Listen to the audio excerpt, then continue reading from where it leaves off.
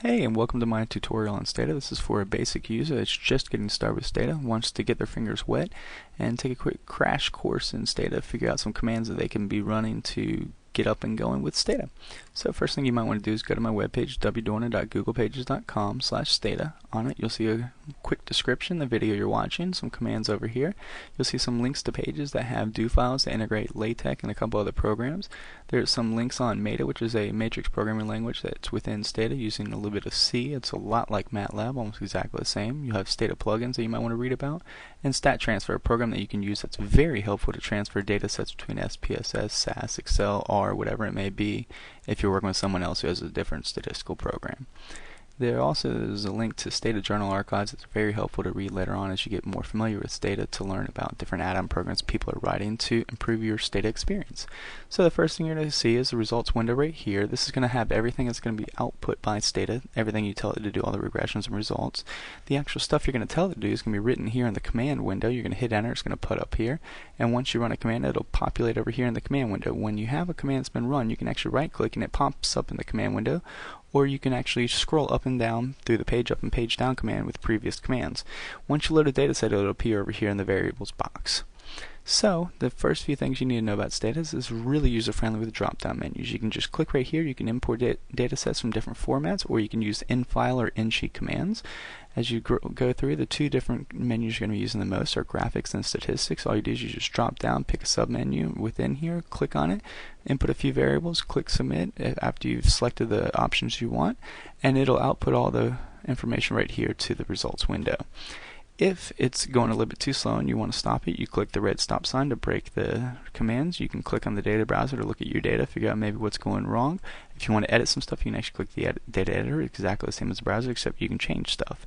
The next thing you need to know about is the do file editor. It's just a editor that you use to write down all the commands you've been running within Stata. That way you can recreate what you've already done or recreate stuff that other people have done and share your information with them. So you save what you're doing, and then after you save it, you can run the entire file, or you can just do separate lines within there.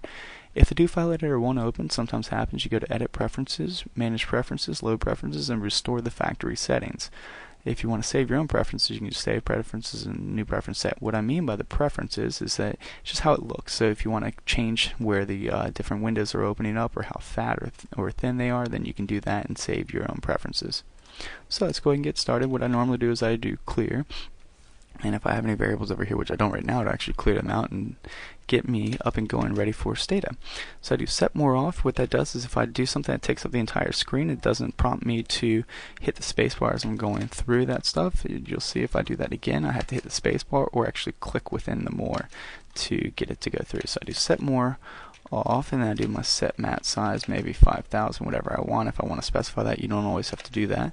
If you have a larger data set, you're going to have to set the memory size to whatever it is to be able to read it in. That's not always necessary though. Here's a present working directory. You can see that it uses normal DOS commands. You can go up and down within the tree structure, or you can actually open up DOS itself with the exclamation point and do the same thing.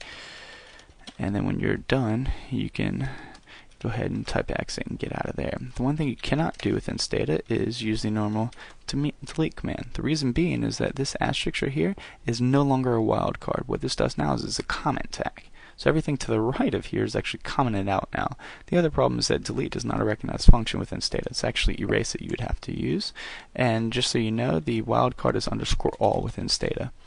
So let's go ahead and let's read some observations in here. We'll do 10 observations. We're going to go ahead and generate X to take on the identifier variable. The identifier, if we type in browse or click on the browse editor, you notice that here's the IDs. X takes this on. We can do _n, n-1, or n+1 to do forward and back lags.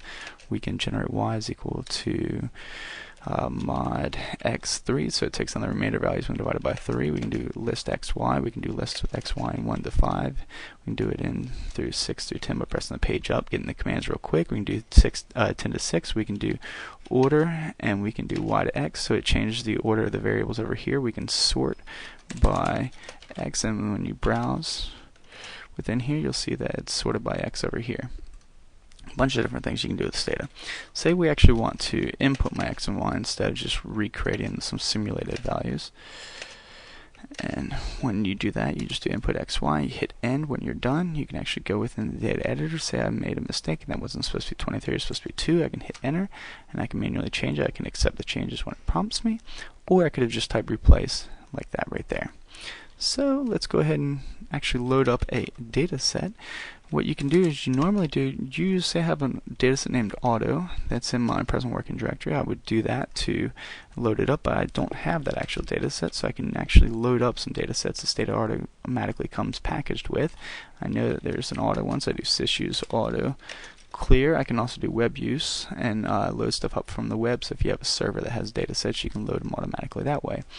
First thing you want to do is you want to actually describe your data set, figure out what's going on within it. You have 74 observations, 12 variables, 3.5 megabytes in size. The title or name of the data set is 1978 automobile data. Here's your variable name, storage type, integer, bytes, floats. Display format, you can see how many significant digits to the left and right of the decimal. Variable label, say you want to change some stuff, you can actually manually just do it. Go in here, right click and do rename, edit, stuff like that. Or we'll actually go through the commands right now. So say you want to rename the data set to try. Well, then we do that. We do DSC, and you see it rename the data set. Let's back up a second. I just typed DSC. I didn't type DSC or IVE. Why? Well, Stata realizes that there's no other command that has any other name that or letters after DSC, so it allows you to do a shorthand version. This isn't the only command you can do that for. Summarize, for instance, you can do sum with 1M or SU. This is actually pretty common within Stata commands, and you'll see it within the help files. If you do help summarize, and you'll see that it'll go through and it'll have an underline to tell you what is the shortest form that you can write the commands in. Speaking of the help file, you can actually find out what commands are within Stata by doing help or search, and as you scroll down, you'll see different related commands in there. If you want to look up a command, you can actually go to your window right here and you can type help Stata within any search engine and summarize, and you'll see that the manual is actually already linked online, so you can go into the manual online. It might have a few extra commands if there's an updated version. People have written other pages like this. So there's an add-on file that you know it's called renvars, which allows you to rename variables. You can go here, and what you can actually see is that there's a Stata list. It's an online question and answer forum, so people write in and say, hey, I'm having trouble with this. Can you help me out? And this is a good way of figuring out your questions instead of asking somebody else about it. You can just type it in right here and you might get a quicker answer. So let's go back into Stata real quick and let's go ahead and change a few things. Let's rename the price variable to cost of car, no spaces, otherwise it won't work. And we'll go ahead and label the variable cost. Gotta make sure I type it right. Variable cost of car, how much a car costs. You'll see that these two things change right over here. Now what if I want to tabulate my foreign variable? You can see that it takes on values of domestic and foreign. If I want to figure out what are the actual numerical values of that, and I do no label option right there, and it tells me it's 0 is domestic, for foreign is 1. What if I want to change that? Well, I can go into the code book and I can figure out how it's being coded. It's actually under the label origin. Foreign just happens to be the last variable.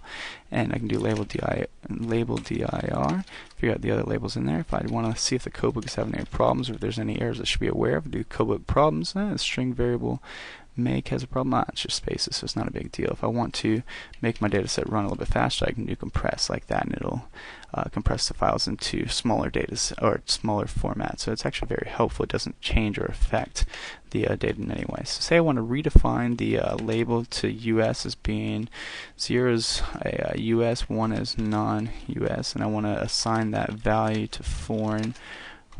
Now if I do the tab foreign, it's taking on my values, and you can do no label, make sure it hasn't changed any of the frequency counts or actual data. Nope, it's just the labels that it's changed. So that's a nice way of figuring that out. Now returning to that renvars thing, if I want to actually install some add-on programs to make things work easier, I can do find it, and I can actually click on these files. Sometimes you'll have references to journal articles and stuff. You can also do net install renvars if there's a permanent link to Stata. I know there's not, so that's not going to work for that program. One of the last things you want to do is you want to use a log. So what I do is I do log using xtext, and I tell it's a text file, and I do replace. This allows me to track all the commands that I run within Stata, so then I can go back and I can look at the output later on. I do want to do a pairwise correlation of these, and I want to tell it, okay, give me the significance values. When you're done with that, you do log close. It saves this file, so you go to this file right here, you open it up, print it out, and you can take it home and look at the results. Two last things to know about: unzip allows you to unzip zipped files, and st command is the Stata command for helping out with stat transfer. So try all those things out. I hope you enjoy. Good luck with Stata. When you're done, go ahead and save whatever you want the data name, DTA, and do replace. That way it'll replace any existing file, and then you can clear out and exit. So I hope you've enjoyed the tutorial. Good luck and have fun with Stata.